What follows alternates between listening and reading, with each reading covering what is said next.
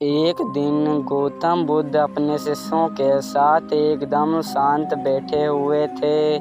उन्हें इस प्रकार बैठे हुए देख सिर्फ चिंतित हुए कि कहीं वह अस्वस्थ तो नहीं हैं। एक शिष्य ने उनसे पूछा कि आज वह मौन क्यों बैठे हैं, क्या शिष्यों से कोई गलती हो गई है।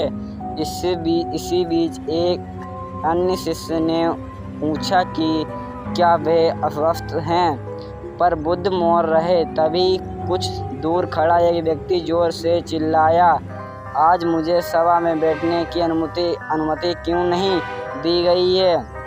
बुद्ध आंखें बंद करके ध्यान मग्न हो गए। वह व्यक्ति फिर से चिल्लाया, मुझे प्रवेश की अनुमति क्यों नहीं मिली।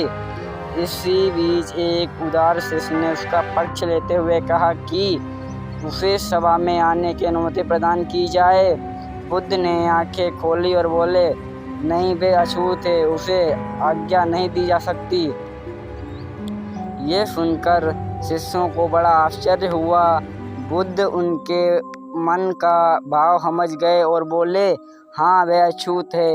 इस पर कई शिष्य बोले, हमारे आश्रम में जात पात का कोई भेद ही नहीं, फिर वह अछूत कैसे हो गया। तब बुद्ध ने समझाया, आज वह क्रोधित होकर आया है। क्रोध के जीवन की एकाग्रता भंग होती है। क्रोधी व्यक्ति प्रायः मानसिक हिंसा कर बैठता है। इसलिए वह जब तक क्रोध में रहता है तब तक वह अछूत होता है। इसलिए उसे कुछ समय एकांत में खड़े रहना चाहिए। क्रोधित शिष्य भी बुद्ध की बातें सुन रहा था। पश्चाताप की अग्नि में तप कर वह समझ चुका था कि अहिंसा ही मनुष्य का महान कर्तव्य है, परम धर्म है। वह बुद्ध के चरणों में गिर पड़ा और कभी क्रोध न करने का प्रण लिया।